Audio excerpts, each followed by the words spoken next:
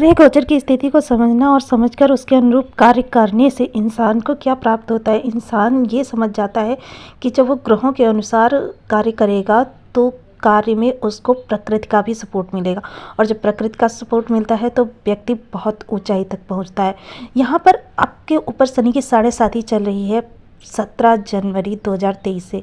17 जनवरी 2023 से त्रिदेव जब यहाँ पर विराजमान होते हैं तो आपके खर्चों को बहुत ज़्यादा बढ़ा देते हैं। शनि देव की 7.5 के प्रथम चरण में शनिदेव खर्चे बहुत बढ़ा देते हैं। अथाह खर्चे होते हैं कि व्यक्ति समझ नहीं पाता है, एक खर्चे को निपटा नहीं पाता, दूसरा खर्चा आ जाता है।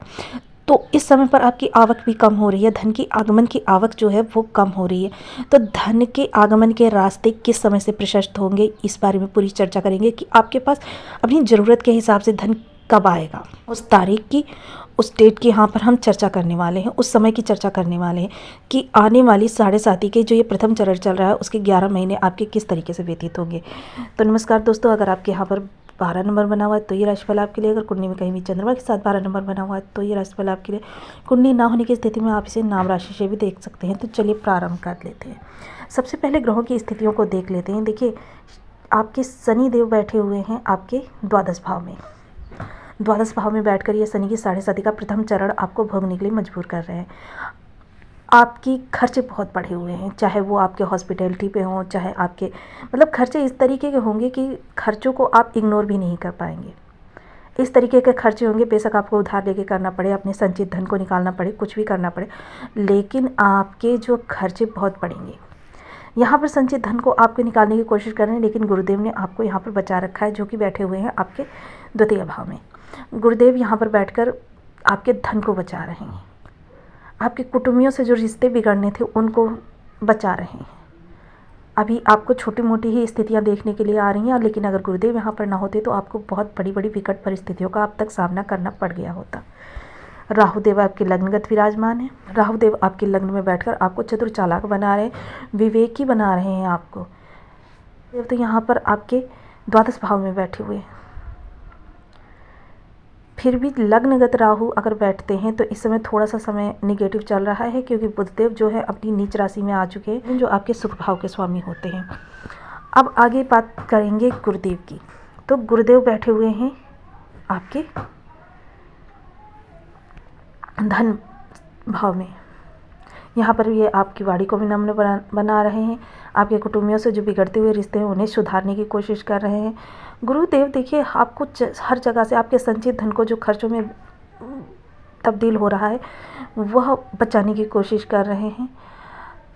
परिवारी जनों से रिश्ते आपके बचा रहे हैं, किंतु यदि यहाँ पर गुरुदेव ना होते तो आपको बहुत निगेटिविटी यहाँ पर फेस करनी पड़ती। अब बात करते हैं उस समय की। देखिए, समय आपका बहुत अच्छा आने वाला है। तो जो आपके रास्ते आय के बंद हो गए थे, आप बहुत लोगों की जॉब भी छूट गई, जॉब छूटी लेकिन दूसरी जॉब उन्हें मन मुताबिक नहीं मिली, मजबूरी में वो जॉब वो कर रहे हैं जो उन्हें बिल्कुल भी पसंद नहीं थी।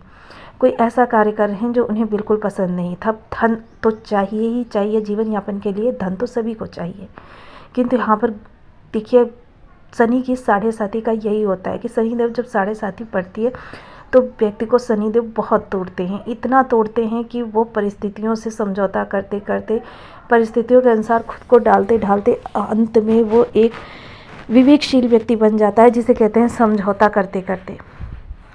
वो हर परिस्थिति इतनी निगेटिव होती चली जाती है कि कभी कभी अगर कुंडली में भी स्थिति कोई दोष वगैरह बनाकर बैठे हुए होते तो व्यक्ति को दाने दाने के लिए मोहताज कर देते हैं, घर से बेघर कर देते हैं। ये होती है शनि की 7.5 का प्रभाव। अब आपको धन आगमन के रास्ते कब से प्रशस्त होंगे, तो देखिए वो डेट है आपकी 1 अप्रैल 2024। 1 अप्रैल 2024 को गुरुदेव यहाँ से निकलकर यहाँ आ जाएंगे। तब आपके प्रयासों में आपको सफलता मिलेगी। जो प्रयास अभी कर करके आप हार रहे हैं, आपको प्रयासों में कोई सफलता नहीं मिल रही है, आपके प्रयास आपको रिटर्न नहीं अच्छा दे रहे हैं, आप जहाँ भी मन मुताबिक कार्य करने की कोशिश करते हैं वहाँ से आपको निगेटिव ही रिस्पांस मिलता है। वो चीज़ें यहाँ पर बैठकर गुरुदेव आपके लिए अच्छी करेंगे। इसके अलावा गुरुदेव क्या करेंगे, आपके छोटे भाई बहन जो उनको प्रसन्न करेंगे, उनकी जीवन में कोई समस्या चल रही थी उन बाधाओं को समाप्त करेंगे। अब यहाँ से देखिए पंचम पंचम दृष्टि आपके वैवाहिक रिश्तों को अच्छा करेंगे, और पंचम दृष्टि जब केतु पर जाएगी तो केतु भी यहाँ पर आपके वृद्धि करेंगे व्यापार में। अगर आप कोई व्यापार कर रहे हैं जो अच्छा चल नहीं रहा था तो आपके व्यापार में वृद्धि करेंगे। आपके दाम्पत्य जीवन में कोई स्थितियाँ निगेटिव है तो उन्हें अच्छा बनाएंगे। केतु देव देखिए, एक मर्मज्ञों का कथन है गुरुवत कार्य करते हैं केतु। दूसरा जो ग्रुप है वो कहता है कि मंगलवत कार्य करते हैं केतु। तो गुरुदेव तो यहाँ पर बेशक ये वृषभ राशि में शत्रु राशि में है। अब शत्रु तो नहीं कह सकते क्योंकि वो भी गुरु हैं, वो भी गुरु हैं, शुक्रदेव की राशि में है और दोनों का ज्ञान संवत है। तो लेकिन यहाँ पर इन्हें निगेटिव ही माना जाएगा। किंतु गुरु के पास क्या होता है, गुरु की जो दृष्टियाँ होती हैं, गुरु ही एकमात्र ऐसे ग्रह हैं कुंडली के अंदर जिनकी दृष्टियाँ और स्वयं गुरुदेव आपको हर बाधा से बचाने का प्रयास करते हैं। कभी भी गुरुदेव आपको निगेटिव प्रभाव नहीं देते हैं, आपकी हर बाधाओं को समाप्त करने का प्रयास करते हैं। तो आपके व्यापार में जो भी समस्या आ रही थी उन्हें दूर करेंगे, आपके व्यापार को वृद्धि प्रदान करेंगे। आपके दाम्पत्य जीवन में जो तनावपूर्ण वातावरण बना हुआ था उस तनाव को दूर करके बहुत ही सुखद गृहस्थ जीवन आपका करेंगे। सप्तम दृष्टि आपके भाग्य पर जाएगी तो आपके भाग्य का इस समय पर आपको संपूर्ण लाभ मिलेगा। 1 अप्रैल 2024 वो तारीख होगी जब से आपको भाग्य में वृद्धि दिखाई देगी। आपके भाग्य में इतनी ज़्यादा बढ़ोतरी होगी कि आपको भाग्य का साथ मिलेगा। देखिए, जब आपके प्रयास सार्थक होंगे, आपके प्रयास सही दिशा में जाएंगे, फिर उस पर भाग्य का भी साथ मिल जाएगा। तो जो अब तक आपके काम बिगड़ते चले आए हैं वो अब संपूर्ण होने लगेंगे। आपको अपने प्रयासों का पूर्णतया लाभ मिलेगा। आपके धन संचय के देखिए नवम दृष्टि यहाँ जाएगी तो आपके भाई बहनों के लिए अच्छी करेंगे।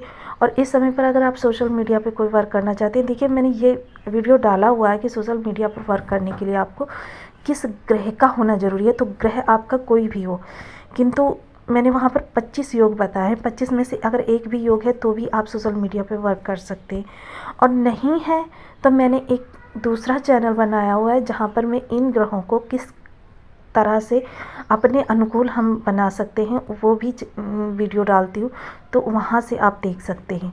तो जब इस भाव का स्वामी इस भाव में चल जाता है या इसका इससे संबंध बन जाता है, अब देख सकते हैं आप कि यहाँ से गुरु की दृष्टि यहाँ जा रही है, तो आप सोशल मीडिया पे भी वर्क कर सकते हैं। और लाभ की स्थितियाँ देखिए, गुरु की जब यहाँ पर दृष्टि जाएगी तो लाभ भाव है, आपको हर चीज़ का लाभ मिलेगा।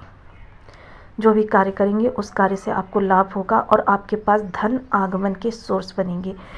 देखिए, इस समय पर आपको मैं बताती हूँ कि ये 1 वर्ष गुरुदेव यहीं इसी राशि में रहेंगे, और 1 वर्ष रहेंगे तो 1 वर्ष में आप चाहें तो इतना धन बना सकते हैं कि जितना आने वाली 7.5 देखिए समय का कोई पता नहीं होता। अब शनिदेव किस भाव से कहाँ पर ग्रह गोचर की स्थितियाँ किस तरीके से निर्मित कर देंगे, तो लेकिन हम उसके लिए प्रिपेयर हो सकते हैं, क्योंकि आने वाले जो अभी 6 वर्ष हैं उनके लिए हम अभी प्रिपेयर हो सकते हैं, क्योंकि अभी इस फेज़ का ही आपके 11 माह बचे हुए हैं।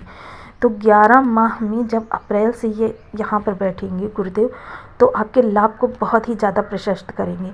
इसीलिए मैं सदैव कहती रहती हूँ कि गुरु एकमात्र ऐसे ग्रह हैं जिनकी दृष्टि में और स्वयं भी आपको अमृतमयी आपकी 50% बाधाएं वो आप पर आने से पहले ही समाप्त कर देते हैं। अब गुरु के पास कितना बल है ये भी देखना बहुत ज़रूरी होता है, क्योंकि गुरुदेव अगर छीड़ अवस्था में होंगे तो आपको लाभ कहाँ से प्राप्त होगा।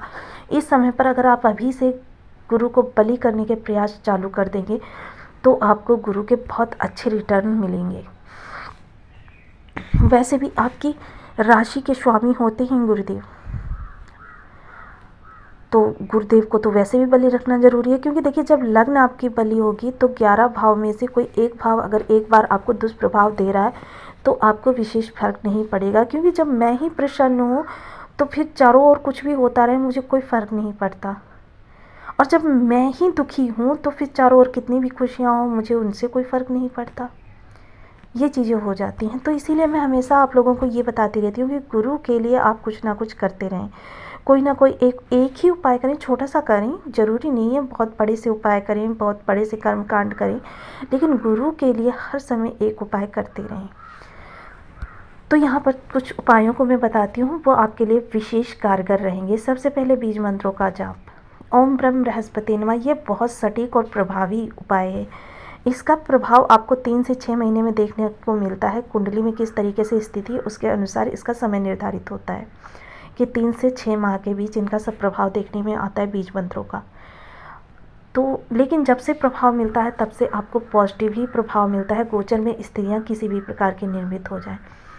अब यहाँ पर जब आपको देखिए, यहाँ पर गुरुदेव आपको विशेष लाभ इसलिए भी नहीं दे पा रहे थे क्योंकि शनि की तृतीय दृष्टि यहाँ पर पड़ रही थी। जब शनि की तृतीय दृष्टि पड़ रही थी तो शनिदेव इनको बात बात पे चैलेंज कर रहे थे। और शनिदेव की दृष्टियाँ जैसा कि हम सभी लोग जानते हैं निगेटिव होती हैं। तो जब गुरुदेव के बल की बात करते हैं तो यहाँ गुरुदेव के लिए बीज मंत्रों का जब आप जरूरी नहीं है 11 माला ही करें, 1 माला कर सकते हैं, समय नहीं है 1 माला करिए। दूसरा क्या है, बृहस्पतिवार का व्रत आप व्रत कर सकते हैं। ये भी नहीं करना चाहते हो तो बृहस्पति की होरा गुरुवार के दिन सूर्योदय का समय नेट पर सर्च कर लें और उसके बाद 1 घंटे निर्जला व्रत रहें। ऐसा करने से आपको पूरे दिन व्रत रहने का प्रभाव मिलेगा। केसर का तिलक मस्तक, कंठ और जिह्वा पर करें, इससे भी आपको बहुत उत्तम रिजल्ट प्राप्त होंगे। धर्म स्थानों पर जितना जा सकते हैं उतना जाते रहें, आपके गुरु बलिय होंगे। धार्मिक पुस्तकों का स्वाध्याय करें, धर्म की अनुसरण करें। मात्र इनमें से कोई 1, 2 या 3 उपाय करने से आपके जीवन में गुरु के सदैव आपको तभी फल प्राप्त होंगे। तो आपको वीडियो कैसी लगी मुझे कमेंट बॉक्स में ज़रूर बताएं। चैनल पर न्यू है तो प्लीज़ वीडियो को लाइक, शेयर, चैनल को सब्सक्राइब करना बिल्कुल ना भूलें। मिलती हूँ नेक्स्ट वीडियो में, तब तक के लिए नमस्कार। अपना ध्यान रखें, स्वस्थ रहें, मस्त रहें। इसके अलावा वीडियो को अपने फैमिली फ्रेंड्स के साथ भी शेयर करें। नमस्कार।